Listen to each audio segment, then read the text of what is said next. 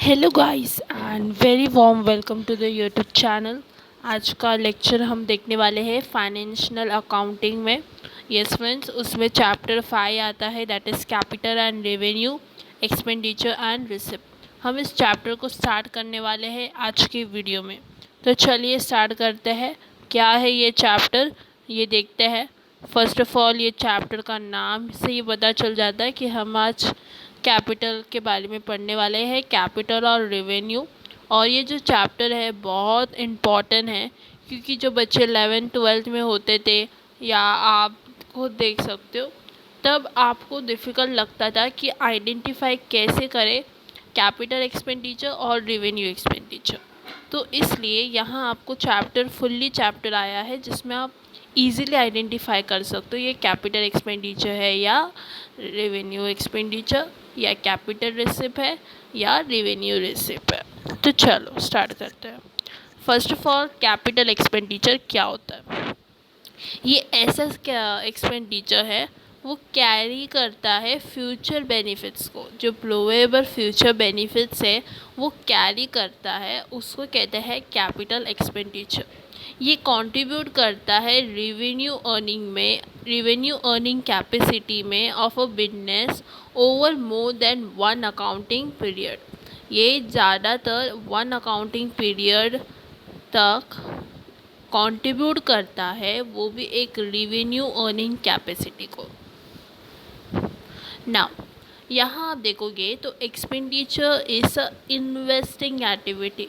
यहाँ investing activity हो रही है। नाउ आप बोलोगे इन्वेस्टिंग एक्टिविटी क्या होता है? जब आप कुछ चीज़ खरीदते हो, परचेस ऑफ मशीनरी, आप इन्वेस्ट कर रहे हो क्योंकि आपने फिक्स असेट परचेस किया है। क्योंकि यह आपको आगे काम आने वाला है। इसके आपको रिटर्न्स भी मिल सकते हैं जब आप उसको सेल करोगे या अपने गुड्स को सेल करोगे। जो मशीनरी से बना है उससे आपको प्रॉफिट मिलेगा। तो this is the thing, so it is a investing activity. Okay, चलिए कैरेक्टरिस्टिक्स देखते हैं। तो कैरेक्टरिस्टिक्स में आता है लॉन्ग टर्म बेनिफिट्स। इसका जो बेनिफिट है वो लॉन्ग ईयर के लिए है। नंबर ऑफ़ ईयर्स आप इंजॉय कर सकते हो। जैसे कि मैंने आपको बोला, जब आप मशीनरी ख़रीदते हो, क्या हर महीने में आप मशीनरी खरीदोगे? नो। जब आप टीवी खरीदते हो तो क्या हम हमेशा के लिए टीवी खरीदते जाएंगे? नो। क्यों? क्योंकि हमें नंबर ऑफ़ ईयर्स का बेनिफिट मिलता है, उसका लॉन्ग टर्म बेनिफिट्स होता है, इसलिए हम उसको बार बार खरीदते नहीं हैं। तो अभी बताइए, आपने इन्वेस्टिंग की ना एक्टिविटी, आपने टीवी खरीद लिया, बट वो अभी हमको बार बार ख़रीदने की कोई ज़रूरत नहीं है, तो हम कभी चाहिए तभी देख सकते हैं। वो नंबर ऑफ़ ईयर्स चल रहा है, तो आपने अच्छा किया क्योंकि आपने इन्वेस्टिंग किया। Okay, so this is the thing. Second आता है इन्वेस्टिंग एक्टिविटी, जो मैंने अभी आपको बताया। आप कैपिटल एक्सपेंडिचर है ना, वो हेल्प करता है to set up and develop a business. If आपको सेटअप करना है या डेवलप करना है बिजनेस को, तो ये आपको हेल्प करता है। ये क्रिएट करता है या इंक्रीज़ करता है, वो भी अर्निंग कैपेसिटी। ओके, ये आपको क्रिएट या और इंक्रीज़ करता है अर्निंग कैपेसिटी। जैसे कि फिक्स असेट, आपने एक अच्छी सी मशीनरी ख़रीदी जिसके वजह से आपकी अर्निंग ज़्यादा हो रही है, उसके वजह से। Okay, so this is a investing activity, जो आपने अच्छा काम किया है इन्वेस्ट करते हुए। नेक्स्ट आता है रिकवरेबल। अभी जो हमने कैपिटल एक्सपेंडिचर के ऊपर मनी स्पेंड किया है वो रिकवरेबल होता है।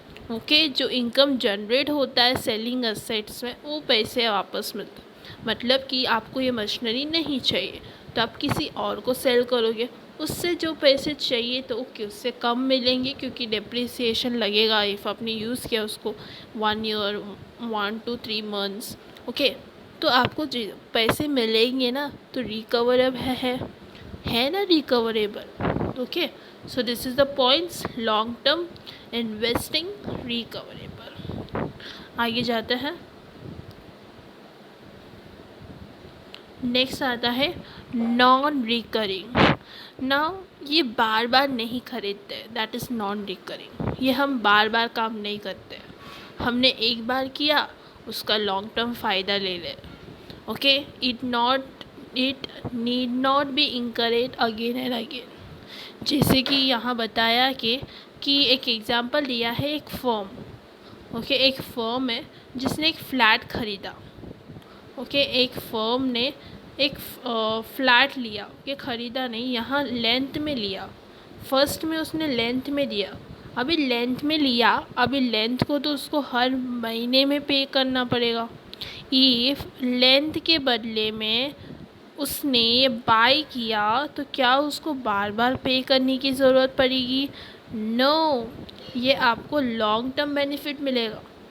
ओके, उससे आप कुछ भी करो, वो फ्लैट में कोई कुछ बोलने वाला नहीं है, और लॉन्ग टर्म बेनिफिट है, आपको बार बार ख़रीदने की ज़रूरत भी नहीं है, रेंट भी पे करने की ज़रूरत नहीं है। Okay, so non recurring in nature मतलब कि आप बार बार चीज़ों को नहीं करते हो। नाउ इफ़ेक्ट्स ऑन फंड्स और प्रॉफिट्स। अभी आप ये सब करोगे तो फंड्स या प्रॉफिट्स में तो इफ़ेक्ट्स आने वाला है। देखिए, वो फंड्स को डिक्रीज़ करेगा वो करंट ईयर में, क्योंकि आपने करंट ईयर में वो मशीनरी ख़रीदा है, तो आपके जो पैसे थे वो पैसे से आपने ख़रीदे होंगे, फ़ंड जो बचे थे उसके वजह से डिक्रीज़ हुआ। अभी वो जो मशीनरी से हम कुछ सेल करेंगे तो वो जो उससे हमें प्रॉफिट होगा, तो it will be increase a profit. वो ज़्यादा हम लोगों को ये देगा, ज़्यादा अच्छा सा गुड्स बना के देगा, ज़्यादा सेल हो जाएगा, तो हम लोग को ज़्यादा प्रॉफिट मिलेगा। Okay, so this is the thing. So effects on fund, तो यहाँ क्या हो जाता है, डिक्रीज़ होता है फंड में, वो भी करंट ईयर में, बट इंक्रीज़ करता है प्रॉफिट्स को, वो भी फ्यूचर में। ओके, ये फ़ायदा है। जैसे कि मैंने एग्जांपल दिया है सेल ऑफ गुड्स का, जो मैन्युफैक्चर किया जाता है वो भी सेम मशीनरी से। Okay, now disclosure in final account. Now ये कौन से साइड में आता है, तो ये बैलेंस शीट के असेट साइड में आएगा। ओके, ये इफेक्ट के कैपिटल एक्सपेंडिचर बैलेंस शीट के असेट साइड में आता है, ये आपको सिर्फ ऐसे याद रखना है। ओके, अभी हम जाएंगे रिवेन्यू एक्सपेंडिचर, ये क्या होता है। ओके, तो जान लो रिवेन्यू एक्सपेंडिचर क्या होता है। नाउ रिवेन्यू एक्सपेंडिचर ऐसे एक्सपेंस है जिसके फ्यूचर बेनिफिट नहीं होते हैं।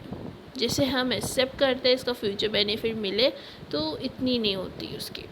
जैसे कि आपने देखा होगा कैपिटल एक्सपेंडिचर में फ्यूचर बेनिफिट होता है, लॉन्ग टर्म होता है, बट यहाँ ऐसा नहीं होता है। ओके, ये उल्टा है।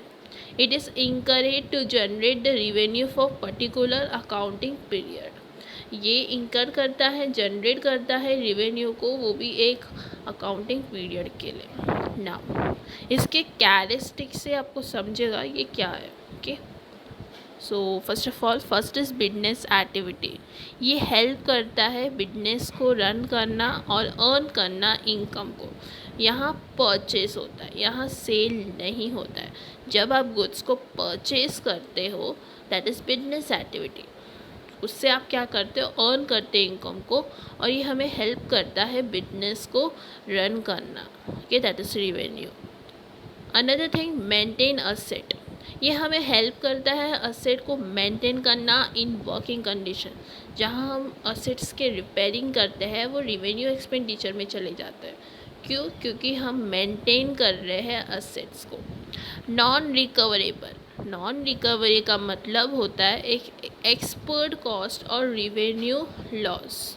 मतलब कि आप उसको रिकवर नहीं कर सकते। आपने गुड्स तो ख़रीदा, वो रिटर्न तो नहीं दे सकते क्योंकि उसके कुछ इफेक्ट्स नहीं आए, उसके इन डिफेक्टिव नहीं था, वो प्रॉपर है, तो आप रिकवर नहीं कर सकते या कि can not be recoverable. Okay, another आता है रिकरिंग। ओके, रिकरिंग मतलब आप बार बार खरीदोगे। ओके, वो चीज़ को, जैसे कि if you see in economic side में जब आप राइस ख़रीदते हो तो आप लोग को बार बार ख़रीदने पड़ते हैं। बार बार मतलब एक महीने में एक बार ख़रीदना ही होता है, बट जब आप थोड़े थोड़े ख़रीदते हो तो बार बार ख़रीदना पड़ता है क्योंकि रोज़ खाना है, एक ही बार खा के नहीं हो सकता है। सो इट इज़ रिकरिंग। ओके, ये बार बार करना पड़ता है, गुड्स को ख़रीदना पड़ता है, क्योंकि आज गुड्स ख़रीद लिया, वो सेल हो गया, तो वही गुड्स को हम लोग कल तो सेल नहीं कर सकते, उसके लिए तो नया लाना पड़ेगा। This is the thing. Now ये फंड्स को रिड्यूस करता है और प्रॉफिट्स को। यहाँ आप देखोगे फंड्स रिड्यूस होता है, फंड से हमने गुड्स को तो परचेस किया है, बट उसके वजह से प्रॉफिट में भी रिडक्शन आया है करंट ईयर में।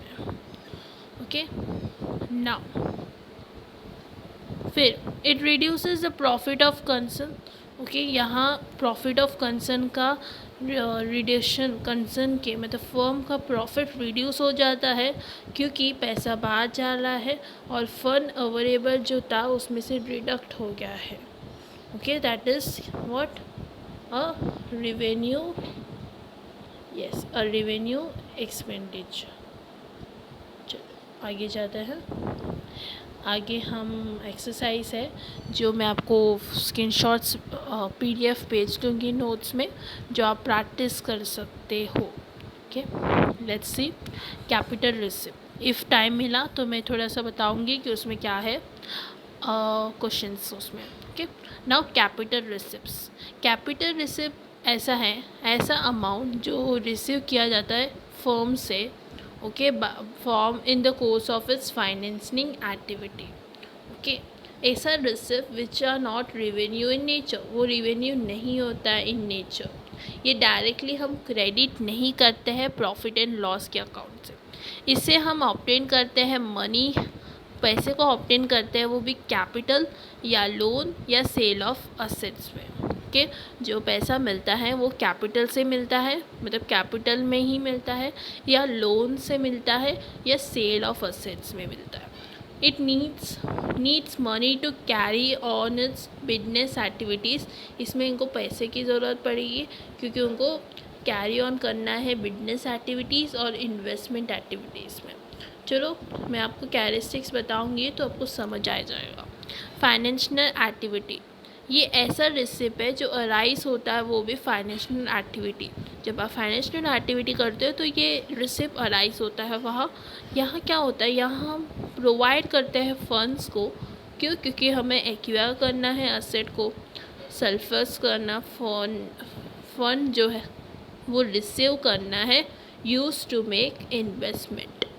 रिटर्नेबल का मतलब ये पैसा हमें रिटर्न मिल सकता है, ये पैसा रिसीव्ड हैज़ कैपिटल लोन, मतलब कि हम लोग को देना पड़ेगा, हम लोग को रिटर्न नहीं मिलेगा।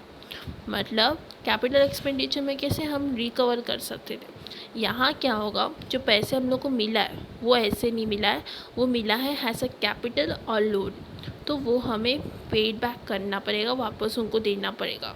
ओके, मतलब यहाँ क्या होता है, जो पैसा आपको मिलता है वो कैपिटल से मिलता है, मतलब क्या हैज़ अ कैपिटल और हैज़ अ लोन और has a sale of goods. Non recurring का मतलब होता है कि ये बार बार नहीं कर सकते, हम बार बार लोन ले सकते क्या? एवरी मंथ में लोन देंगे कोई? नहीं देगा। Okay, so it is non recurring in nature. Okay, मैंने यहाँ लिखा है, a firm does not take a loan from bank every month bank उनको लोन नहीं देता है। Okay, now effects on funds and profit. उसमें क्या हो जाता है, फंड्स में इंक्रीज आती है।